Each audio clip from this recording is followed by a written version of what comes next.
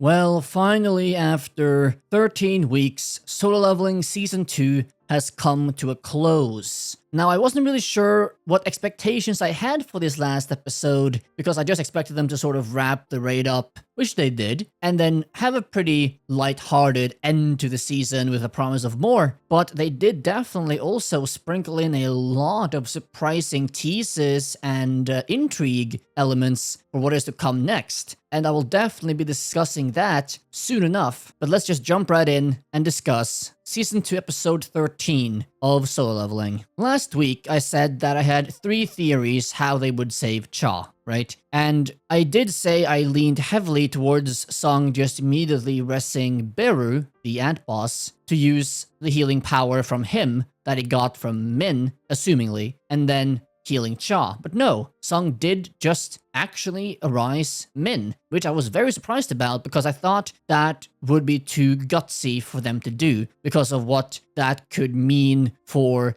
the other S ranks, and especially Baek and Sung's relationship moving forward, if it did do so. I also thought how that would impact the public if they saw him doing that, but at least Sung was smart enough to say, yeah, take off the camera before I do this, or I'm gonna break it. Like, yeah, I get why you wouldn't want this on TV, Sung. This probably wouldn't look too good to the general public, and you can literally arise dead people. But Sung then rests Min, and Min just instinctively goes over to heal Cha and gets her, well, into a healthy state overall. At least no longer in the danger zone of dying. Now, Sung did reason this by saying, I rest him because I heard a voice telling me that he wanted to help, or telling me, that he wanted to do something to heal Cha. But that makes me wonder, really? Did he actually hear a voice? Like, did he actually hear Min's soul or something whisper to him in the background? Or is that just a bullshit excuse that he gave to these other S ranks to give him more of a justification for why he did, in fact,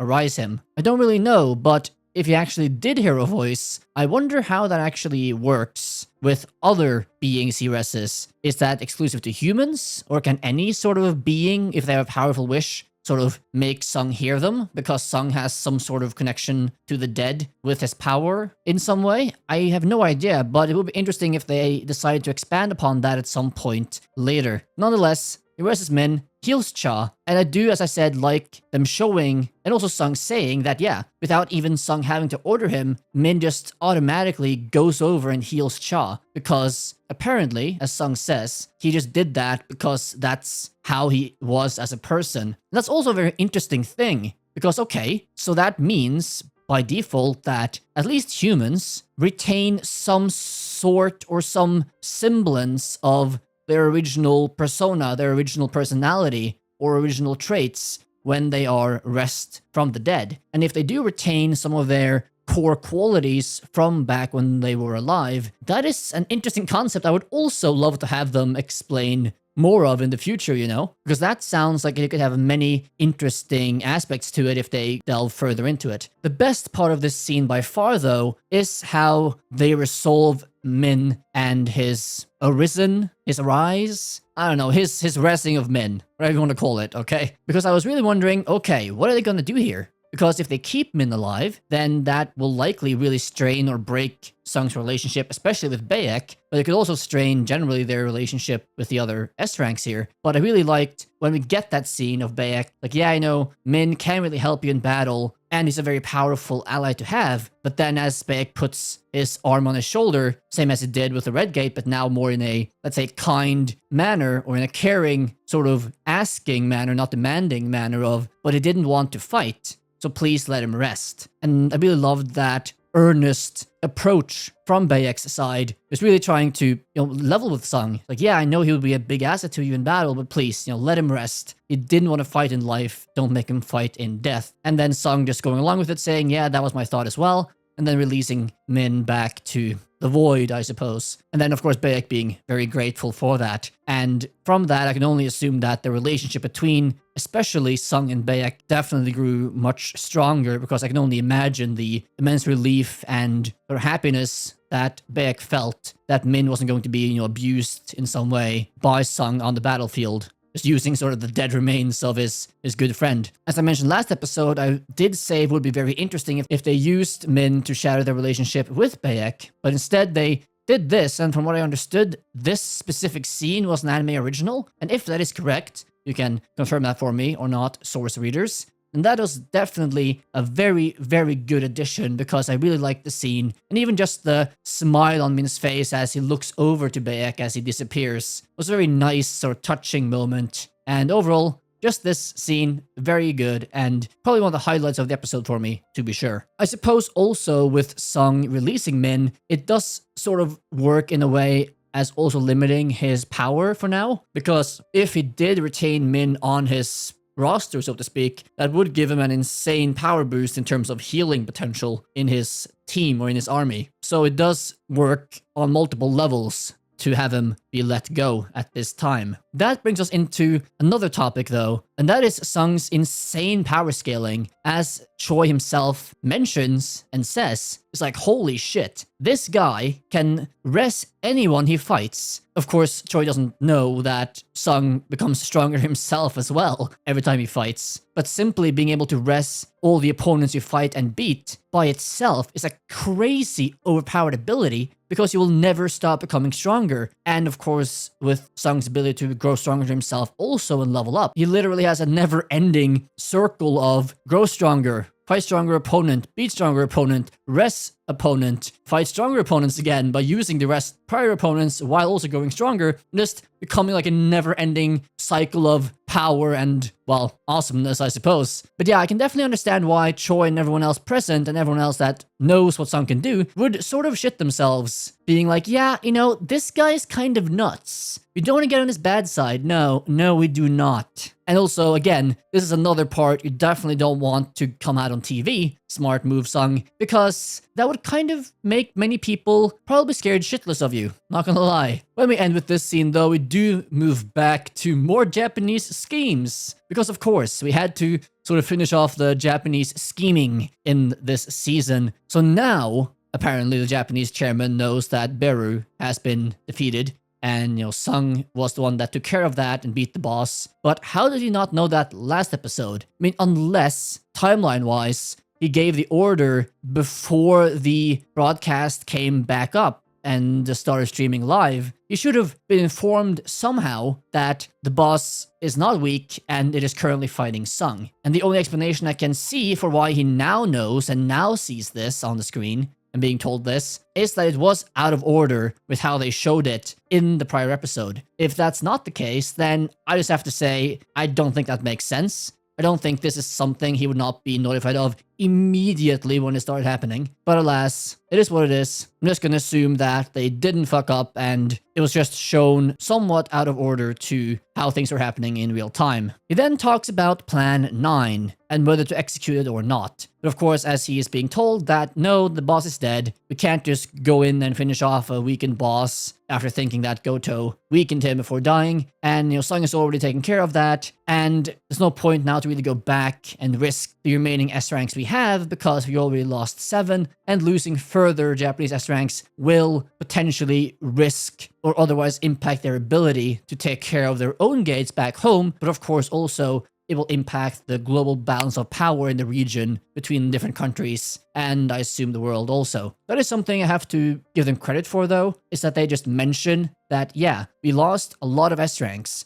We don't have unlimited amounts of them. If we risk more now, even if, you know, the boss is dead and there probably is really, really low risk that something else is going to come out of the woodwork to hurt or kill the remaining S ranks we have here, we just can't afford the risk at all, because we have to take care of our own gates back home. If not, we will have, you know, carnage, and we can't risk losing our position regionally or globally in terms of the power we have with the amount of S ranks and the power of the S ranks we have, etc. While this is something they should note, I'm glad they actually do, because it means that the author or the anime in this case took 10 seconds to think about how these things would actually play out, and that in turn impacts the decision of the chairman in this case to just retreat. That does make you wonder what exactly Plan 9 was though, but I guess we will never know, and the Japanese can go back to scheming sometime in the future. One thing I was told though by multiple source readers the past few weeks is the fact that apparently this sort of Japanese scheme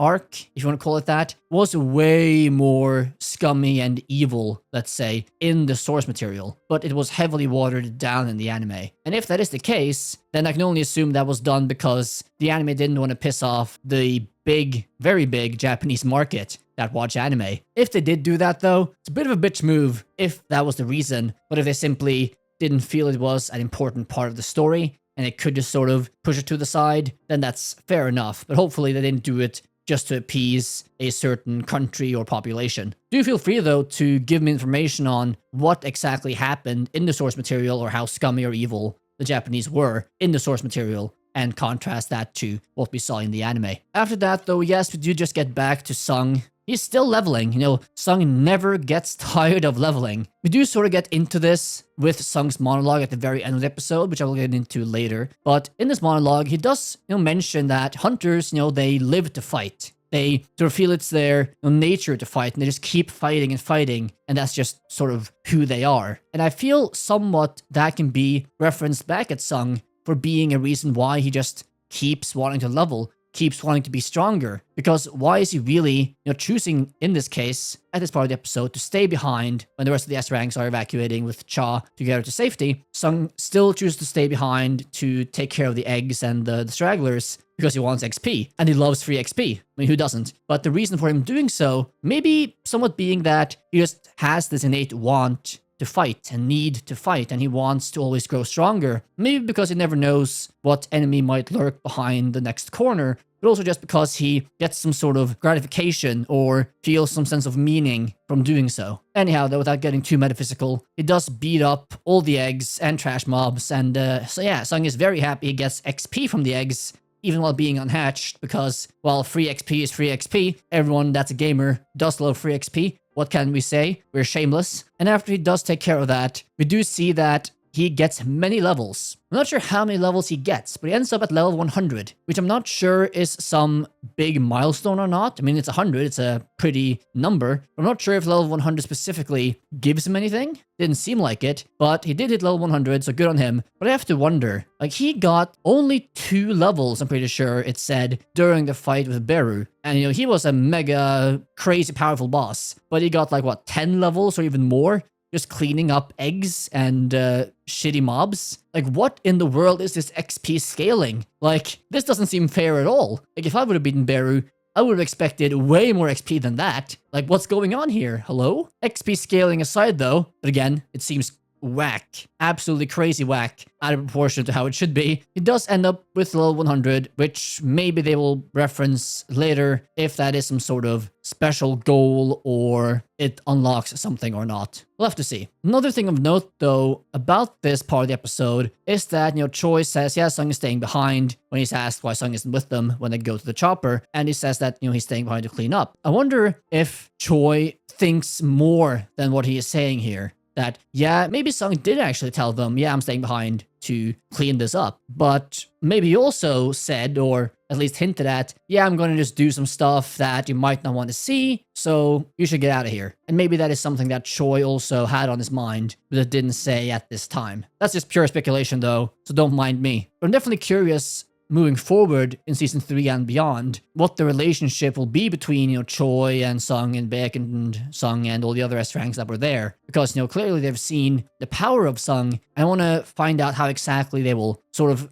interact with him moving forward. Because they got a front row seat to seeing just how bonkers Sung really is. Of course, another reason, or perhaps the biggest reason why Sung wanted them all to leave before him was so he could get the chance to res Beru, the ant boss. And he raises him on the first try, which I suppose only means that, yeah, his level and capacity is crazy high and he can res absolute monsters at this point in time. Also, Beru is the only monster or subordinate, whatever, that he has so far that can talk. Now, why that is unclear. He is a general rank, apparently, which of course indicates his power level being far and beyond anyone else in his army per now, but that might also mean by being such a high rank that it enables him to talk. And of course, Beru, gets on his knees, asks to be given a name, and asks to serve his king. When Beru gets rest, though, that did raise a lot of questions for me, because I wondered, and I still wonder,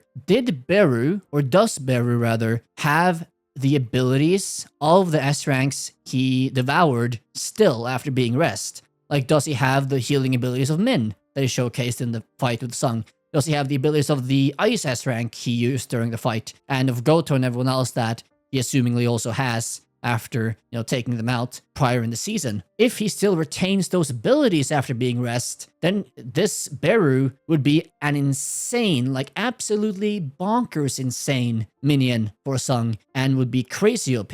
If he doesn't keep these abilities, then of course he's still very strong, but then I wonder how strong he really is if he lost the abilities he got from that. Since, though, Beru still talks about Sung being his king and that entire shtick, and apparently, as I was told by source readers, correct me if I'm wrong, but I was told by them that when Beru sort of ate Min's head off, he got a lot of his history knowledge as well, which prompted the king, queen, and who is your king, I want to face your king shtick that we had the past few episodes. And since that seems to still be part of Beru's personality, I can only assume that the abilities are also inherited by his now shadow. We'll have to see whether that is true or not, but that would be crazy, to say the least. Following that, though, we find out that, still like 4,000 or whatever of the normal ants, which are still strong, still like A rank power level, are now running amok because they have no leader, and they're spreading out all over the place, which prompts Sung to utilize his newly arisen general and ask him to clean it up, or at least thin the herd, as he says. And that ends with Beru saving not Sung, but Song, the older teacher,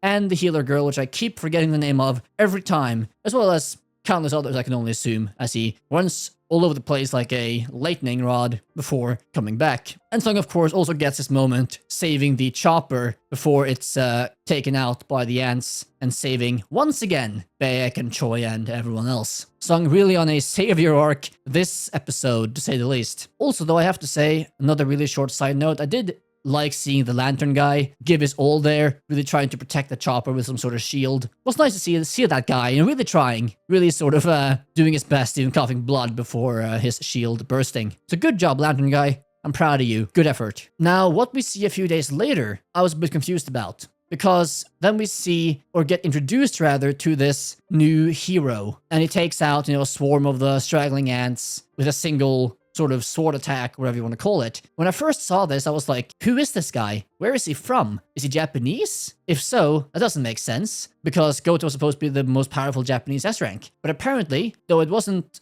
at all explained in the show, as far as I know, but I was told by some people that this is the Chinese hero, or the strongest Chinese S rank hunter. And apparently, he is in a league of his own, and much more powerful than Goto, assumingly. And the Chinese hero, calls the Japanese S-rank hunters that died peons, and he wanted to fight the, ant boss himself. So clearly, having high opinions of himself. But he is nonetheless a, let's say, wild card element that I'm sure the animators wanted to throw in to sort of tease and intrigue the viewers about, what he might do, or how he might be involved in the story, or if he might face Sung, for example, in the next season, etc. It looks cool though, so I'm interested to see, or happy to see rather, what this Chinese hero gets up to in future seasons. If this Chinese hero guy is so strong though, I have to assume that, in that case, this hero, or this hunter, has to be the strongest in Asia, right? I can only assume, in that case. Which makes sense, of course, given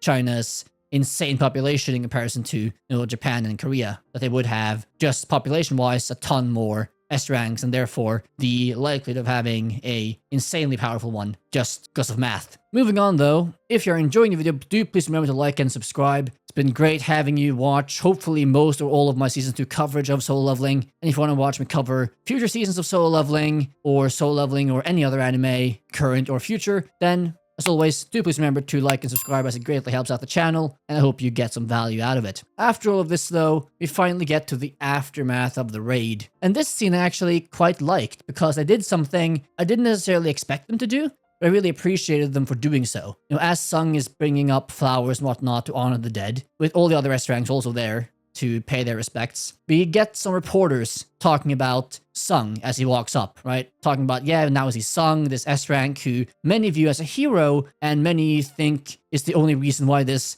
raid even became a success in the end after, seeing him on TV and whatnot. But some also, they say, criticize him for not being there from the start, and because of that, because of him coming there late and not being there from the beginning of the raid, resulted in the death of many people, including Min. And I have to say, that is a very fair point. If Sung had been there from the outset, then probably 0 people would have died, or at least Min would have definitely not died. I suppose a few Japanese S ranks might still have died. But still, Sung would most definitely have prevented the death of Min. And just that alone is something that is worthy of criticism. And I have to give the show props for bringing this up, because that's something I was myself sort of fuming a bit about a few episodes ago in my video at that time. Now, I know this isn't a high bar for praise, but considering how oblivious many or even most power fantasies are, just giving the viewers some general insight like this is something that I would still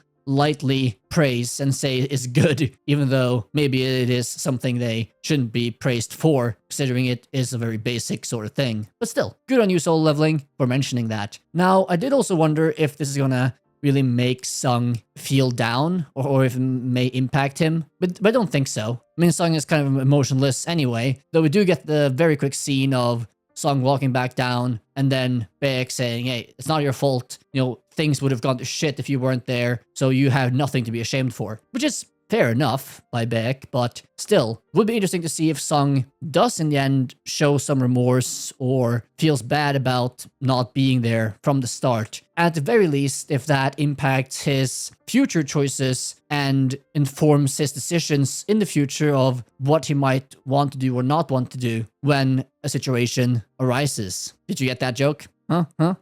Anyway, moving forward, what will Sung do next? Because of course, now with the raid over, what is Sung gonna really do? Go takes him aside and, he asks, well, what are you gonna do with this great power? Especially now that everyone and their mother knows what you can do, and what will you use this immense influence and power for? And then he says that he wants to create his own guild. Then later on, we get this sort of cutesy scene with Song Yi and Jinho and him talking about establishing their guild. And I can only assume that that will be set up in the first few episodes of Season 3 whenever we do get there. Song Yi, though, still not giving up, definitely trying to get her husbando Sung locked in, so she is demanding to be hired. So you go, girl, you go. It's definitely going to be a minor achievement if God damn it, I can't keep a straight face. If she does do that.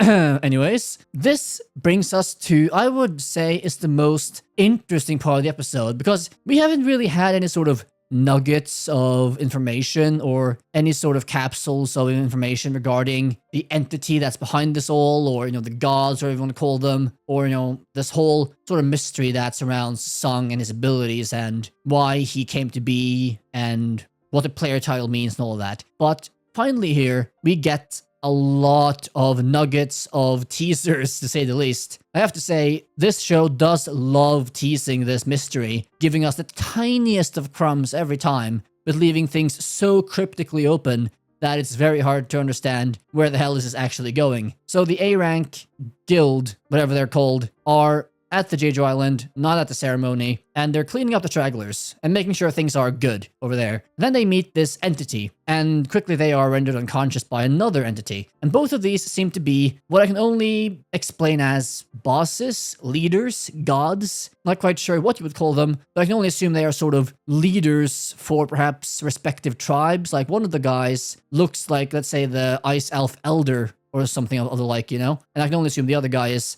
sort of elder or leader of another monster race or monster entity. And they're talking about why they are there, checking out this nest and confirming that, yes, indeed, his power was used to make this happen. His power, you say? Well, that's cryptic, isn't it? What exactly does that mean? Well, I have no idea, but I can only surmise and theorize that, okay, I can only assume that they mean Sung, and Sung using the power of this entity that they are referring to. If that is some god or whatever else, it has to be, the entity that is behind this whole thing, behind the player title, behind, Sung's powers, and behind this entire sort of cryptic world in some way or form. And then they also will say it's quite odd that he would choose to help humans. And then they also comment further that he's a bit of an oddball and he does things you might not expect. So that does lend me to believe that either he's a monster himself, like these two, or he is some other sort of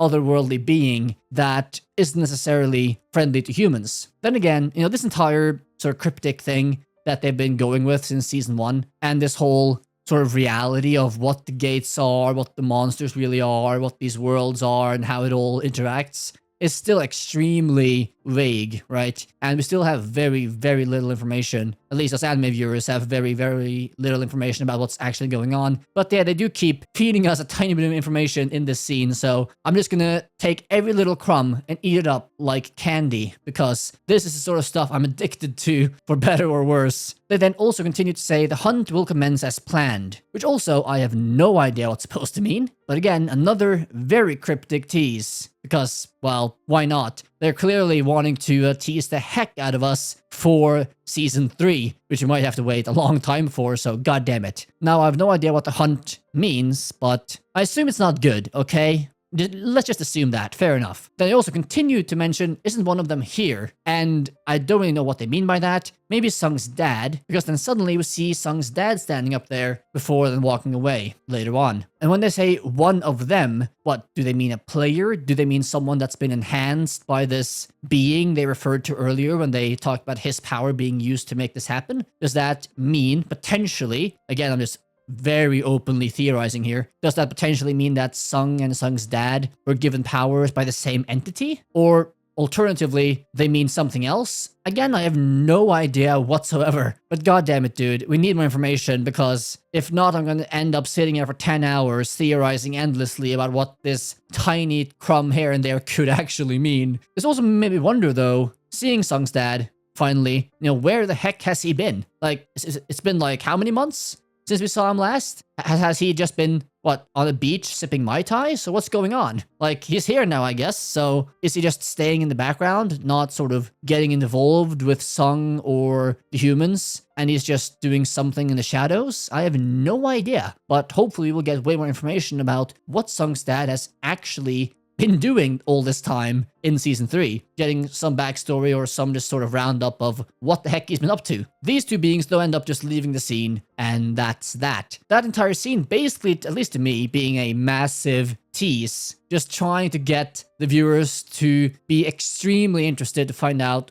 more about this in the next season. But fair enough. I take my crumbs and I'm happy about them, so sue me. Another interesting note though on this fact, at least on Sung's father, is that at the very end of the episode, when Sung is talking in his ending monologue, because of course you have to have that, when Sung talks about hunters and how they defy fate, they show Sung's father for a split second. And that made me wonder, defying fate, eh? So are you indicating potentially that Sung's father, what he is doing, is trying to, let's say, change his fate or fight against his master, let's say, or, whatever being made him this way when he was lost in the gate all those years ago? No idea, but interesting concept. We'll see what they do with that, if anything, in season 3 and beyond. And that brings us to Cha, because, well, Cha is back and healthy. Of course, she survived. I mean, I don't think anyone realistically thought Cha would die. I mean, come on now, she's the premier waifu. No way in hell they're gonna let her die. It's not happening. And indeed, it didn't happen. We do find her having some time of introspection after the memorial service. Initially, I thought that Cha didn't see Sung's greatness at all when he fought, but apparently, as we see Cha having this sort of introspection scene, we do see through Cha's eyes that, okay, while she was dying, she still got a few glimpses of Sung and what he did during that fight. And she's sort of beating herself up in a way,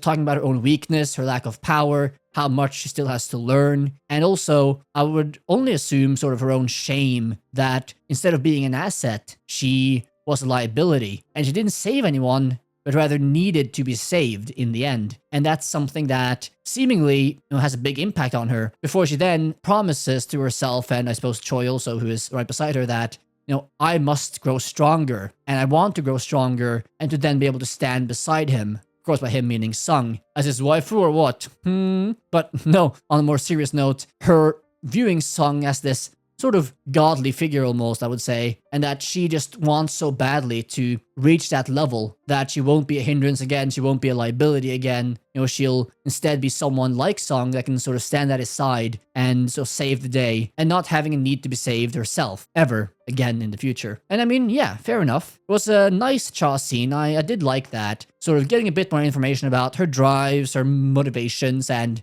how she felt about the whole situation that happened on the island. Now, of course, you might say this is a bit contrived to make Cha, really strive to become like one with Sung in a way, waifu matching here. But I think it's fair enough that Cha really has admiration for Sung and his ability and how strong he is. How insanely strong he is. And especially with Cha basically being the strongest Korean S rank before Sung entered the scene, sort of wanting to just reach that level, at least eventually. Well, she can try to, but of course we know it's not going to happen, but it's a good ideal to have nonetheless. I suppose you can only see what we end up seeing from Cha next season. At the very end of the episode though, I have to say I did definitely enjoy the end of the episode when Sung, stuck in traffic and he gets informed that, yeah, there's a B rank gate that's blocking the road. So traffic is just totally whacked up. And Sung is like, I guess I can take care of it if you don't mind. He just walks in, like, yeah, no, I can take care of it. Nah, I can do it solo, no worries. He walks in,